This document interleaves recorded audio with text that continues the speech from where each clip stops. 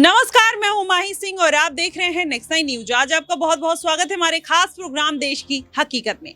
बीते लोकसभा चुनाव में जिस तरीके से स्वामी प्रसाद मौर्य को बड़ा झटका लगा है, माना यही जा रहा है कि अब स्वामी प्रसाद मौर्य किसी ऐसी पार्टी की तलाश में है जिसको लेकर कहीं ना कहीं उनकी जो राजनीतिक हैसियत है वो फिर से बनती हुई नजर आए। अब क्या स्वामी प्रसाद मौर्य जिस तरीके से ये चाल चलने की कोशिश कर रहे हैं, वो चाह रहे हैं कि या तो मायावती की पार्टी में उनको एंट्री मिल जाए या चंद्रशेखर आजाद का साथ। अब ऐसे में चंद्रशेखर आजाद के साथ स्वामी प्रसाद मौर्य के रिश्ते जो हैं वो बेहतर है। ऐसे में अखिलेश यादव को शिकस्त देने के लिए चंद्रशेखर आजाद पूरी तरीके से जद्दोजहद करते हुए दिखाई दे रहे हैं। अब ऐसे में माना यही जा रहा है कि चंद्रशेखर आजाद इन सभी छोटे छोटे दलों को मौका दे सकते हैं, जिसमें आज आजम खान को लेकर बात निकल कर आई। आजम खान के लिए चंद्रशेखर आजाद खुलकर बोलते हैं, उनका समर्थन करते हैं। ऐसे में एसटी हसन, दानिश अली और वहां पर अगर बात कर लिया जाए स्वामी प्रसाद मौर्य और पल्लवी पटेल भी पीछे नहीं है। अब ऐसे में माना यही जा रहा है कि चंद्रशेखर आजाद इनको साधने के लिए हो सकता है कोई बड़ी रणनीति चलते हुए नजर आए और स्वामी प्रसाद मौर्य कहीं ना कहीं इसी बात के इंतजार में है कि कब गठबंधन उनका हो जाए। आज इन्हीं तमाम मुद्दों पर चर्चा करेंगे और जानेंगे किस तरीके से समीकरण बनते हुए नजर आ रहे हैं उत्तर प्रदेश के उपचुनाव के और आने वाले विधानसभा चुनाव को लेकर। हमारे साथ शालिनी मौजूद है। शालिनी, जिस तरीके से स्वामी प्रसाद मौर्य अब कहीं ना कहीं आजाद के खेमे में एंट्री करने की पूरी कोशिश कर रहे हैं, आपको क्या लगता है कि क्या चंद्रशेखर आजाद स्वामी प्रसाद मौर्य को अपनी पार्टी में शामिल कर लेंगे? वहीं जिस प्रकार से चंद्रशेखर आजाद अब एक उभरते हुए नेता के तौर पर दिखाई दे रहे हैं और जिस प्रकार से उन्होंने अपने दम पर यहाँ जीत हासिल की नगीना में, उसके बाद जो उनके हौसले हैं वो काफी ज्यादा बुलंद हो चुके हैं। ऐसे में अब चंद्रशेखर आजाद की ओर से लगातार ये निर्णय आ रहा है कि वो जिस प्रकार से मायावती एकला चलो की रणनीति पर चल रही हैं, उसी तौर से उसी हिसाब से यहाँ पर चंद्रशेखर आजाद भी अपनी रणनीति बनाएंगे और यहाँ पर अब उन्होंने यही सोचा है कि वो किसी भी दल के साथ ना जुड़े।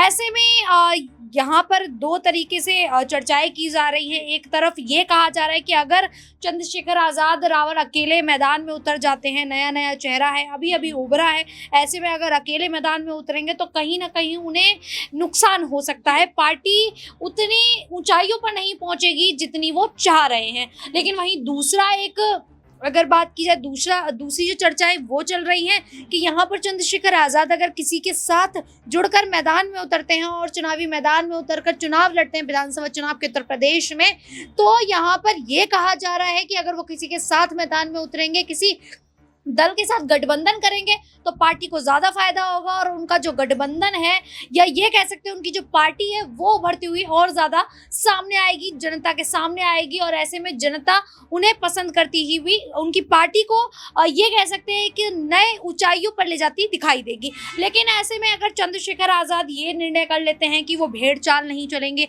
वो इस तरीके के बयान देते दिखाई दिए कि हमने लोकसभा चुनाव में कांग्रेस से बात करने की कोशिश की, इंडिया गठबंधन में शामिल होने की बात की। उन्होंने कहा कि मैंने उनसे बात की कि मैं एक सीट पर मैदान में उतरूंगा, बाकी सीटों पर मैं आपकी मदद करूंगा। लेकिन यहाँ पर जो इंडिया गठबंधन था वो इस चीज के लिए राजी नहीं हुआ और बात यहाँ पर खत्म हो गई। वहीं अगर मायावती को लेकर बात की तो वो मायावती के साथ भी यही कहना चाह रहे थे कि मैं उनके साथ जुड़ना चाह रहा था, उनसे संपर्क करना चाह रहा था, लेकिन उतना समय नहीं था कि मैं उनसे संपर्क कर पाऊँ। तो इस तरीके से वो ये बयान देते दिखाई दिए। तो उनका यही मानना है कि वो भेड़ चाल नहीं चलेंगे, वो किसी के साथ नहीं चलेंगे, ना ही वो किसी के पीछे खड़े होकर चलेंगे। उनका जो नाम है वो आजाद है और वो आजादी के साथ यहाँ पर मैदान में उतरेंगे और अकेले दम पर अपने उतरेंगे। बिल्कुल, इसमें कोई दो राय नहीं। लेकिन अगर पूरा समीकरण समझा जाए तो अभी संघमित्रा मौर्य हैं और स्वामी प्रसाद मौर्य। संघमित्रा मौर्य को भी भारतीय जनता पार्टी ने कोई जिम्मेदारी नहीं दी और इस बार के कहीं ना कहीं लोकसभा चुनाव में उनको एकदम से दरकिनार कर दिया जाता है। 2 बार की वो पूर्व सांसद रह चुकी हैं, जनता का जनाधार है। आपको क्या लगता है शालिनी की चंद्रशेखर आजाद वो जनाधार इस्तेमाल करने की कोशिश करेंगे और चाहेंगे कि संघमित्रा मौर्य इस बार के उपचुनाव में 10 की 10 सीटों पर किसी एक सीट पर वो दावेदारी करते हुए नजर आए? अगर ऐसा होगा तो क्या संघमित्रा मौर्य भारतीय जनता पार्टी छोड़कर आजाद के साथ आना चाहेंगी या उनका ऑफर एक्सेप्ट करेंगी?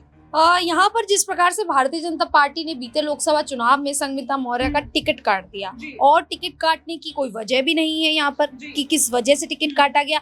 ऐसे में भारतीय जनता पार्टी का अचानक से संगीता मौर्य का टिकट काट देना बदायूं से और यहाँ पर नए चेहरे को मैदान में उतार देना, तो कहीं ना कहीं भारतीय जनता पार्टी में कुछ नेता ऐसे हैं जो भारतीय जनता पार्टी में नाखुश हैं, अपनी कहीं ना कहीं ये सोच रहे हैं कि हाँ बिल्कुल अपनी साख बचाने के लिए, और कहीं ना कहीं ये भी सोच रहे हैं कि भारतीय जनता पार्टी में है तो क्योंकि अभी सत्ता में मजबूती के तौर पर भारतीय जनता पार्टी ही है, लेकिन उत्तर प्रदेश में माहौल बदल चुका है। उत्तर प्रदेश में अब यहाँ पर भारतीय जनता पार्टी नहीं, यहाँ पर समाजवादी पार्टी उभर कर सामने आई है। वहीं आज़ाद समाज पार्टी, चंद्रशेखर की जो आज़ाद समाज पार्टी है वो भी उभरती हुई नजर आ रही है। चंद्रशेखर के जो चेहरा है उसको लोग पसंद कर रहे हैं। ऐसे में संगीता मौर्य भारतीय जनता पार्टी का साथ छोड़कर अगर आज़ाद समाज पार्टी में आती है तो यहाँ पर चंद्रशेखर आज़ाद उन्हें कोई महत्वपूर्ण जिम्मेदारी देते हुए दिखाई दे सकते हैं।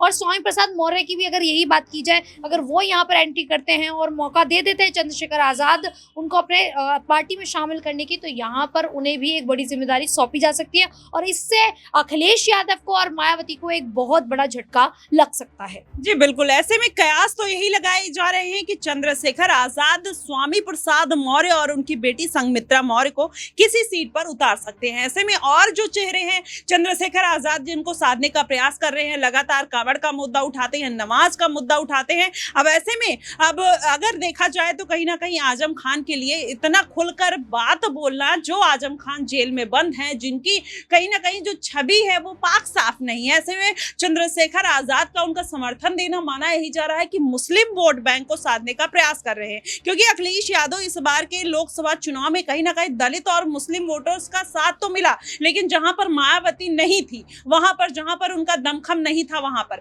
मायावती ने सभी सीटों पर प्रत्याशी उतारे, जिसकी वजह से अखिलेश यादव को खासा नुकसान 16 सीटों पर देखने को मिला। चालनी क्या लगता है कि मायावती, चंद्रशेखर आजाद और स्वामी प्रसाद मौर्य के बीच में कितनी बड़ी बाधा बन सकती है? मायावती का जो जनाधार है वो अब लगभग बहुत ज़्यादा कमज़ोर पड़ चुका है। ऐसे में मायावती अब किसी पर भारी पड़े ये तो बहुत मुश्किल ही है कहना कि यहाँ पर अब मायावती अपनी पार्टी को ही संभाल लें, अपनी पार्टी को ही मजबूत कर ले तो उनके लिए एक बहुत बड़ी बात हो जाएगी। जिस प्रकार से उन्होंने आकाश आनंद को मैदान में उतारा है और दोबारा से उनकी दोनों ही पदों पर उन्हें बहाल कर दिया है, तो कहीं ना कहीं ये कहा जा सकता है कि मायावती को ये चीज़ का एहसास हो चुका है कि उनकी जो पार्टी है वो बहुत ज़्यादा कमज़ोर हो चुकी है। और अब अगर इस पार्टी को एक युवा चेहरा संभालेगा तो शायद 2007 में जो आंकड़े मायावती के कदम चूम रहे थे, ये कह सकते हैं कि मायावती जिस जनाधार से वो जीतती हुई दिखाई दी थी, वो कहीं ना कहीं दोबारा से चाहती है कि आकाश आनंद वो जनाधार फिर से मजबूत करता दिखाई दे बसपा का।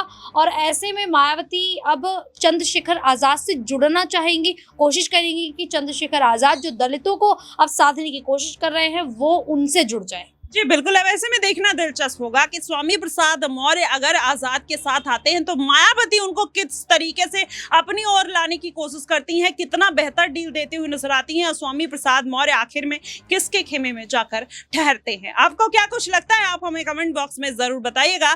फिलहाल के लिए बस इतना ही। देश और दुनिया की तमाम खबरों के लिए हमारे साथ बने रहिएगा नेक्स्ट 9 न्यूज पर।